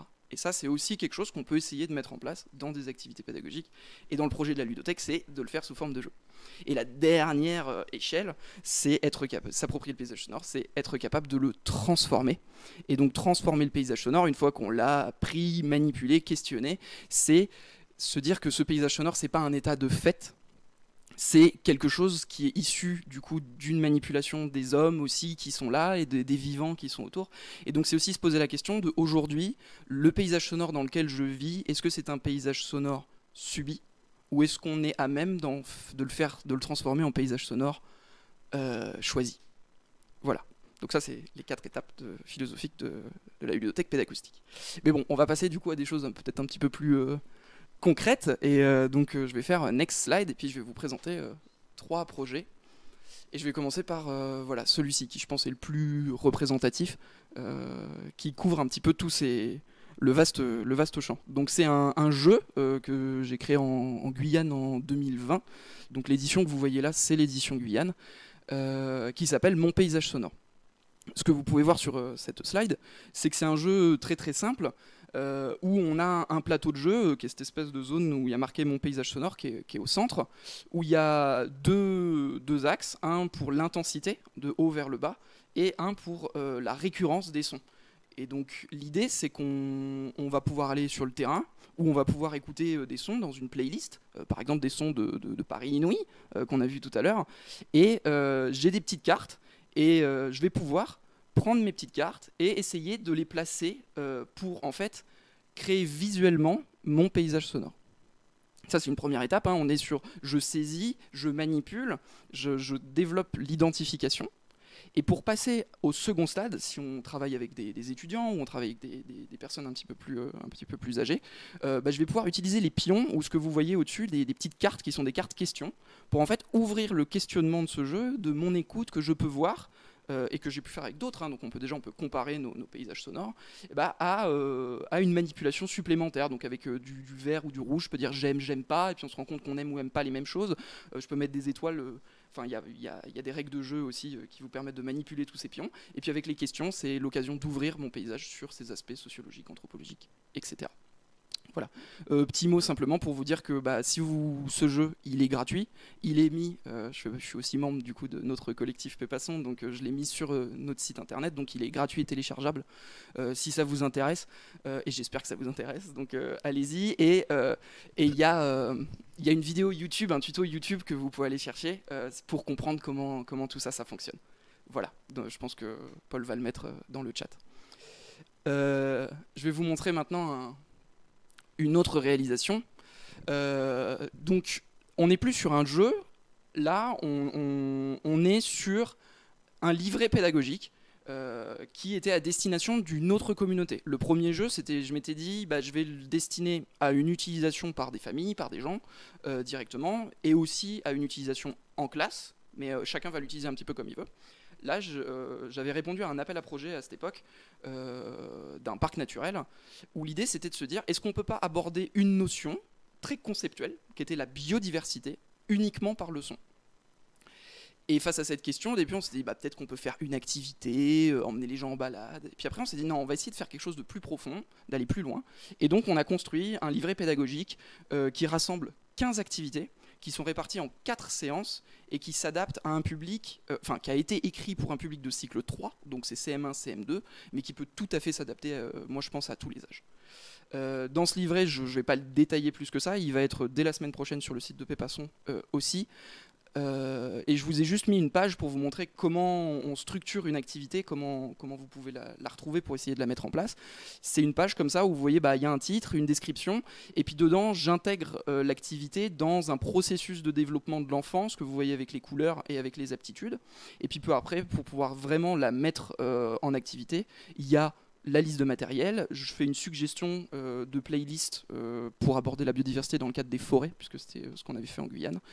Et le schéma que vous avez, c'est en fait un schéma psychopédagogique qui explique comment l'activité, donc c'est étape 1, 2, 3, 4 pour la mettre en place, et le schéma représente qu'est-ce qui va se passer en termes dynamiques, en termes cognitifs au cours de l'activité. Donc un cercle, par exemple, ça représente une boucle, une répétition, une tentative d'expérimentation multiple, qui va ici, on se rend compte, aboutir à un résultat, et ensuite qui va de manière tentaculaire donner des errances sous forme de méandres. Voilà. Je pense que j'ai plus beaucoup de temps, alors je vais avancer très très vite, et on va passer à une écoute pour illustrer le dernier volet de mon travail dans la ludothèque pédacoustique. On va passer sur un volet esthétique. L'idée, c'est de travailler cette fois sur le dialogue, manipuler le paysage avec ses émotions, et je vous laisse essayer à l'écoute, je vous laisse essayer de comprendre ce que vous voyez sur cette diapo. Voilà, c'est parti les gars.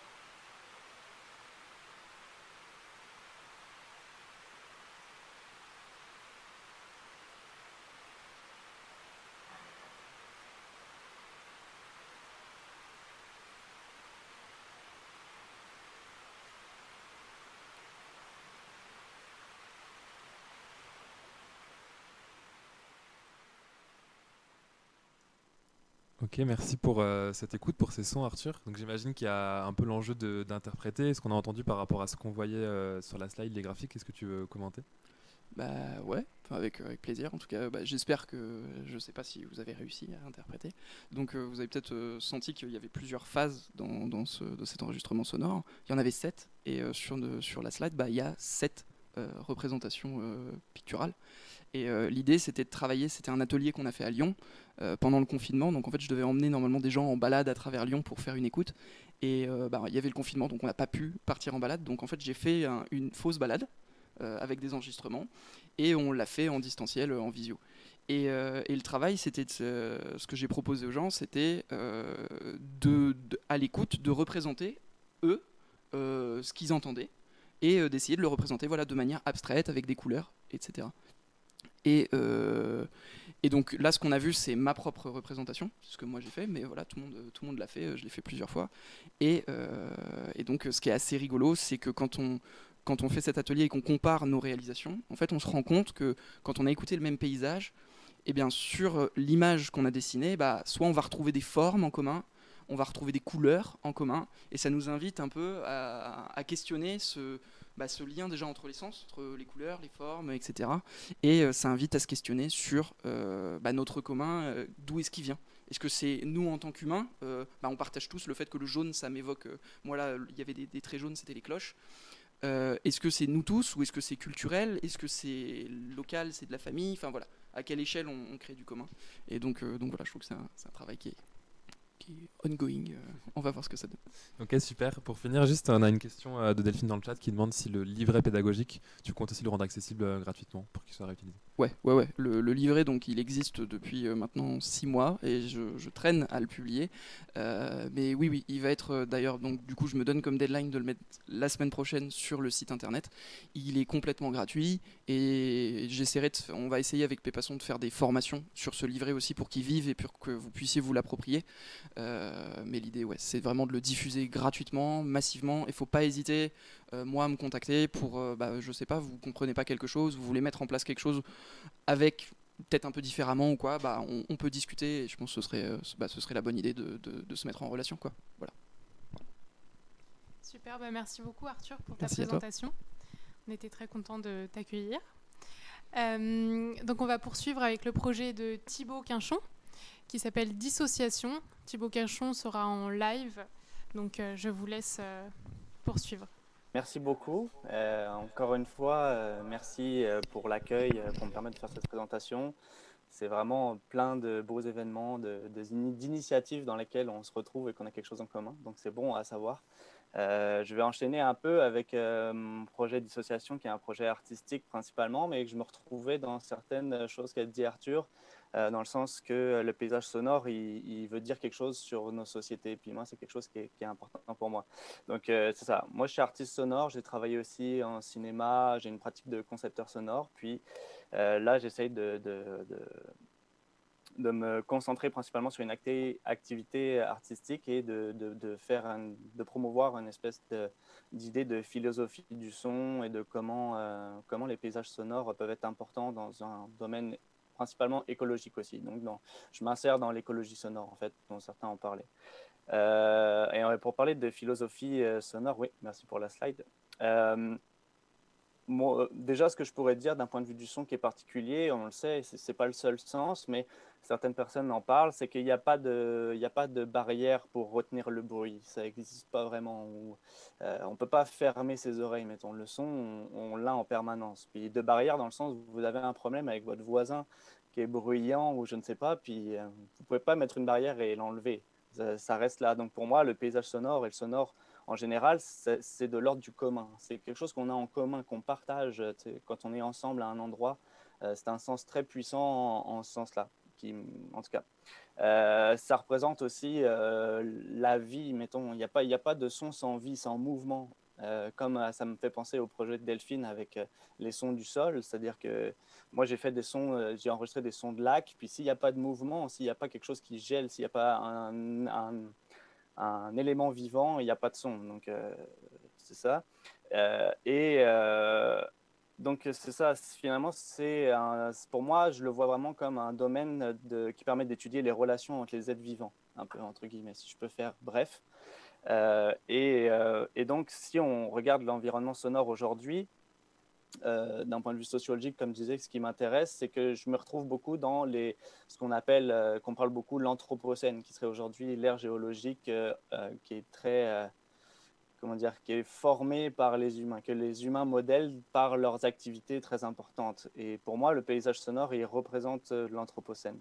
Et puis, si je peux me permettre, moi, je vais envoyer des petits. J'aime beaucoup faire parler les gens du paysage sonore, mais aussi faire des enregistrements de paysages sonores et les faire découvrir. Donc, je navigue un peu toujours là-dedans, aussi éventuellement un peu d'électroacoustique.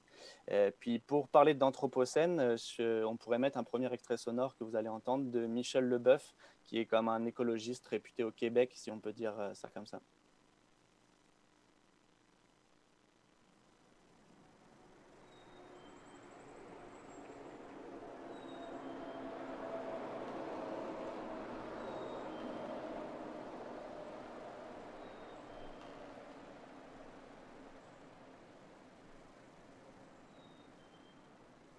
Présentement, ici, on est dans la vallée de la Rivière-Noire. C'est une réserve naturelle qui est protégée par la fiducie depuis 2017. On est tout le temps un peu assez proche de la grande route 131. Donc, ça veut dire que c'est rare qu'on n'entend pas la route. Souvent, il y a des gros camions qui passent. On suspecte que ça a un effet, évidemment, sur la faune. C'est déjà documenté dans la littérature scientifique en Europe puis en Amérique du Nord que plus le son est puissant, plus il y a un bruit ambiant qui est important sur une route, plus les espèces ont de la difficulté, dans le fond, à se trouver mutuellement et à se reproduire, parce que, dans le fond, ils fuient ces endroits-là parce que c'est plus difficile de maintenir des contacts sonores.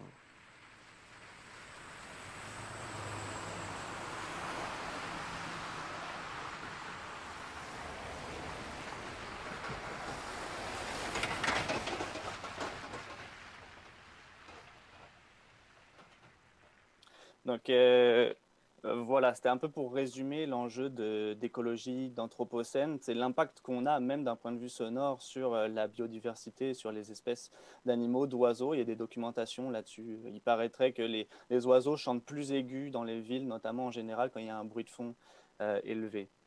Puis le son qu'on a entendu à la fin, ça me permet de faire un lien vers le Québec que moi je vous présentais. Je suis au Québec, je ne l'avais peut-être pas dit. Mais parce qu'on a entendu un gros camion, qui est un camion de bois. Et ça représente beaucoup un peu une partie du Québec, puisque vous savez, il y a beaucoup de grands espaces de forêt et donc il y a beaucoup d'exploitation forestière. Donc c'est important de le mentionner quand même, parce que même quand on va en campagne, puis tout ça, il peut y avoir des axes routiers très prisés et qui font relativement du bruit avec des camions qui passent assez fréquemment. Puis des gens m'ont déjà fait remarquer que le paysage sonore a changé à cause de ce problème-là. Enfin, si on considère ça comme un problème, ça dépend du point de vue, bien sûr. Et aussi, donc c'est ça pour montrer que c'est ça. Comme on a une vision du Canada, du Québec, de grands espaces, puis il n'empêche que pour faire des enregistrements sonores qui sont dénués d'anthropophonie, comme on a parlé, donc des sons de l'homme, c'est assez délicat finalement. Si on peut passer, je vais faire la slide suivante peut-être, tac, si ça marche, ou si vous pouvez m'aider à la technique. Merci. Donc là, je voulais juste faire un petit topo pour vous dire que notamment, si on regarde l'île de Montréal, donc c'est sûr, c'est la grande ville au Québec, mais si on regarde l'île de Montréal, c'est assez flagrant. Moi, je me renseigne aussi sur la santé et les recherches. Il est estimé que, selon les recommandations de l'Organisme mondial de la santé, au niveau du bruit, à peu près partout à Montréal, à beaucoup d'endroits, on est au-dessus des recommandations de l'Organisme mondial de la santé, qui est à peu près de 55 décibels A, qu'on appelle. Je pense qu'il y a une moyenne par jour, je ne sais plus exactement. Donc, pour vous dire à quel point c'est ça. Parce que ça peut poser, en fait, les études montrent qu'il y a des problèmes d'accidents cardiovasculaires notamment. Plus le bruit est élevé, plus il y a des risques d'accidents cardiovasculaires chez les populations et chez les espèces animales, puis tout ça. Voilà, donc ça c'était pour faire un petit topo. On peut passer à la dernière slide. Puis là, je vais vous parler peut-être de choses un peu plus valorisantes et de mon travail personnel, pas juste d'aller pointer la pollution. Mais donc moi, j'essaye d'avoir une démarche, c'est ça, de transposer en fait le terme d'écologie dans le langage courant à l'écologie sonore. Donc pour ça, c'est aussi une valorisation du territoire local. Moi, je cherche vraiment à promouvoir la diversité des paysages sonores du Québec. Je veux me concentrer au Québec, de donner une espèce d'image belle et de se concentrer sur nos éléments qu'on approche plutôt que de vouloir faire de la diversité tout le temps. En fait, c'est de la diversité mais locale. En tout cas, c'est comme de l'achat local mais en version écologie sonore, si je peux dire ça. Donc c'est ça, c'est vraiment de m'inspirer des enjeux de développement durable pour aussi éventuellement dans des pratiques, j'essaie de réfléchir là-dessus en ce moment, et c'est sûr quand on fait des installations sonores, plein de choses, ça peut être beaucoup d'équipements, donc j'ai envie de penser à comment réduire une forme d'empreinte. Créer des œuvres poétiques, c'est très important pour moi, c'est d'essayer de créer un paradigme, de montrer des belles choses en fait. Il y a la fameuse phrase que j'ai mise de côté de Raymond Murray-Schaeffer, qui est, c'est sûr, qui est une de mes inspirations, qui dit « Il y a pollution sonore quand l'homme n'écoute plus car il a appris à ignorer le bruit. La lutte contre cette pollution consiste aujourd'hui à chercher à en diminuer l'intensité. C'est là une approche négative. » Donc, en ce sens, je pense que ça vaut la peine de valoriser les belles choses qu'on a en fait et de les faire écouter, tout en parlant des problèmes. Mais c'est-à-dire qu'il faut créer une vision, une belle vision. Il faut montrer la belle vision du paysage sonore qu'il y a. Puis il y en a beaucoup. Puis en tout cas voilà. Et rajouter de la poésie là-dedans pour stimuler l'imaginaire aussi. Essayer de donner l'envie de changer aussi nos manières de faire. C'est important là. Il faut créer des nouvelles manières, y penser, montrer comment on peut faire les choses différemment, à mon échelle, parce que moi je fais des œuvres sonores, tout ça. Là, il y a d'autres projets, comme les projets de Gilles Malatresse, c'est des approches différentes, mais qui se rejoignent aussi, je pense. Et puis, donc, valoriser des habitats en santé. Oui. Je me permets de te couper juste pour te dire que, vu que je sais que tu vas faire encore écouter beaucoup de sons, si tu arrives à aller vers les écoutes qui suivent pour avancer sur ton temps. Ouais, dans le fond, après, je me répète un peu. Donc non, pas du tout. Au contraire, je pense que c'est hyper intéressant. En plus, tu fais des liens avec ce que Gilles fait et c'est hyper pertinent. Mais du coup, je sais que tu as aussi envie de faire écouter des choses. Donc voilà, je t'invite à avancer sur ça. C'est vraiment faire réfléchir à une manière plus durable d'habiter l'espace par le sonore. Voilà. Et comment communiquer sainement avec les organismes vivants, parce que à cause de ces problèmes, que des sons qu'on produit et qui vont entacher la vie de certaines autres espèces animales notamment. Et puis bon, pour terminer, c'est ça, je voudrais vous faire écouter quelques enregistrements que j'ai faits et vous faire un peu voyager au Québec pour vous faire quelques représentations.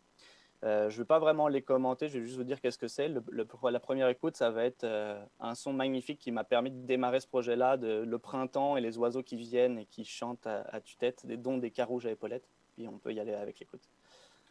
Les sons de la nature sont comme en arrière-plan même parfois. Hein? Puis, c'est la présence du moteur à essence qui cause beaucoup de bruit, beaucoup de pollution sonore. Puis je trouve que ça a vraiment changé depuis le temps que moi, je venais ici toute petite fille. Lorsque la voie ferrée a été désaffectée entre Saint-Jérôme et Mont-Laurier, et on a mis l'emphase sur les camions comme mode de transport, ça fait un bruit complètement différent, celui du train, qui lui passait occasionnellement quelques fois par jour peut-être, tandis que maintenant c'est constant, le bruit des camions sur la 117. Ouais, c'est ma faute, désolé, j'ai oublié de vous lancer sur ce son-là avant, mais c'était pour parler de l'anthropophonie un peu au Québec et des transports routiers, comme je vous disais. Donc maintenant, on peut y aller avec le son prochain qui va être les oiseaux, les carouges à épaulettes au printemps.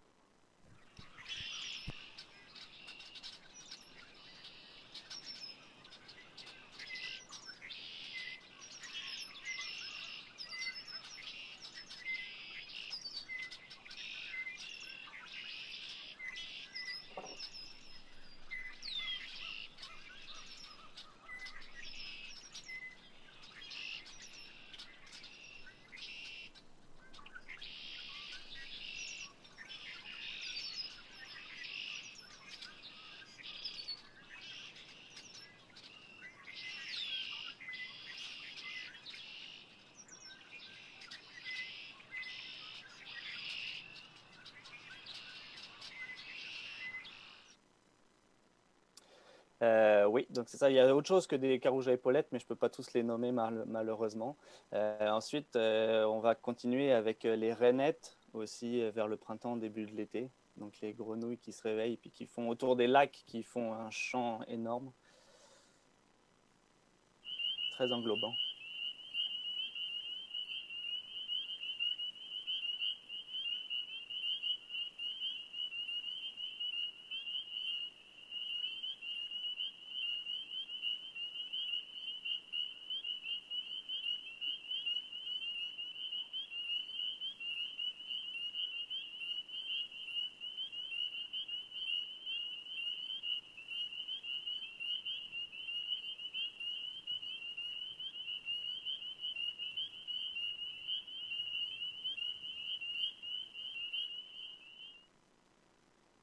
Ça, il faut imaginer que quand on est sur le bord du lac, ça vient de partout là autour. C'est-à-dire que ça englobe ce son-là. D'ailleurs, je l'ai pris avec un micro 360 un peu. Là, on pourrait faire une diffusion plus large, mais c'est vraiment impressionnant.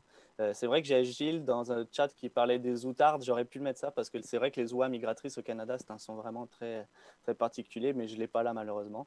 On va continuer avec un son de motoneige, de skidoo, comme on dit ici, dans une vallée donc, qui résonne. J'étais là, puis on entend la résonance de la vallée. C'était un moment vraiment magnifique.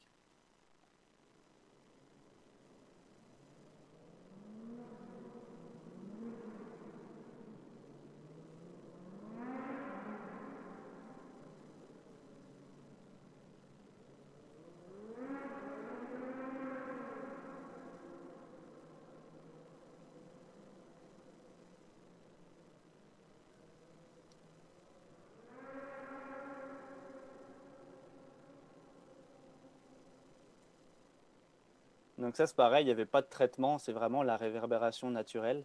Puis en même temps, avec les motoneiges, ça représente un peu quand même le Québec beaucoup, là, parce qu'il y a vraiment des routes de motoneige qui passent dans le milieu du bois. Et pour terminer, c'est dans les derniers beaux enregistrements que j'ai pu faire, c'est donc à l'hiver, quand les lacs commencent à geler, et que là, la glace se constitue puis s'étend, et là, ça fait des craquements. Et en fait, de l'extérieur, avec la résonance aussi d'une vallée, ça fait une espèce de son qui résonne, qui est vraiment, vraiment incroyable, que je vous laisse écouter.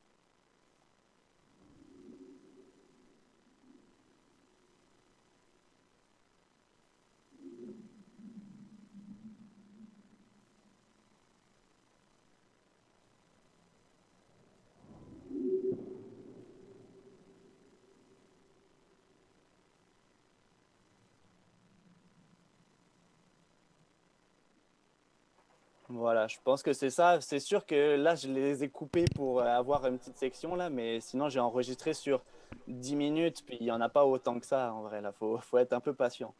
Donc voilà, je pense que ça fait le tour de ma présentation. Vous avez peut-être compris dans mes sons qu'est-ce que je voulais dire par trouver des beaux sons, il en existe, puis les promouvoir. En fait, moi, c'est vraiment de valoriser les paysages sonores dans la création ou dans le discours aussi, venir en parler d'un point de vue un peu pédagogique, mais sinon de créer une valeur, pas de créer une valeur, mais de donner de la valeur au paysage sonore, parce que ça raconte une histoire. Et donc, ils ont des choses à dire, puis je suis un peu, je les fais, comment dire, je les fais pas parler, mais je leur donne une audience, mettons, si on peut dire. Eh ben, merci beaucoup pour ces sons qui sont incroyables pour voyager et s'imaginer là où tu as été au Québec. Je prends juste quelques questions dans le chat. Il y a Marie-Lise qui te demande justement par rapport à ces motoneiges, à leurs conséquences, leur impact aussi sur les espèces animales vivantes. Et elle demande si tu sais un peu où en sont les politiques publiques par rapport à ça, par rapport à cette pollution sonore des engins motorisés. Bah, je pourrais pas dire précisément. Pour la première fois, je pense que c'était l'année dernière, ou alors c'était la deuxième édition qu'il y a eu à Montréal, qui était une espèce de 2-3 jours sur le bruit environnemental. Donc je pense qu'il y a des questions qui commencent à se poser. J'ai déjà vu des panneaux affichés à l'entrée des villes pour dire aux camions de faire attention au bruit. Mais en général, il y a très peu de plaintes possibles à faire. Puis c'est parce qu'après, derrière, que ce soit l'industrie forestière ou quoi que ce soit, il y a des lobbies très forts. Hein. Les motoneiges, ça regroupe beaucoup de monde. Là. Puis je veux dire, il faut pas non plus taper sur les doigts des gens. Il faut essayer de faire de la... Tu sais, les gens ont des habitudes de vie. Puis faut comprendre ça. Je ne sais pas c'est quoi les lois exactement, sauf que c'est pas très réglementé, puis il n'y a pas forcément beaucoup de gens pour se mobiliser non plus. Puis les motoneiges, il faut être mal placé pour beaucoup les entendre. Je ne connais pas d'études faites spécifiquement sur le bruit des motoneiges sur les espèces d'oiseaux, mais le bruit en général a un impact. S'il est trop fréquent aussi, c'est sûr, une voiture qui passe, qui est la seule, ben, ça ne va pas avoir de problème sur les oiseaux ou quoi que ce soit. Mais s'il y a un trafic routier important, là, ça pose problème. Et c'est sûr qu'il y a des routes avec du trafic routier de motoneige important à certains endroits au Québec. Et une deuxième et dernière question, celle d'Arthur, qui est une évocation par rapport à ce que tu ressens en lien avec la mythologie classique, quand on entend des sons comme ceux du lac qui se gèle.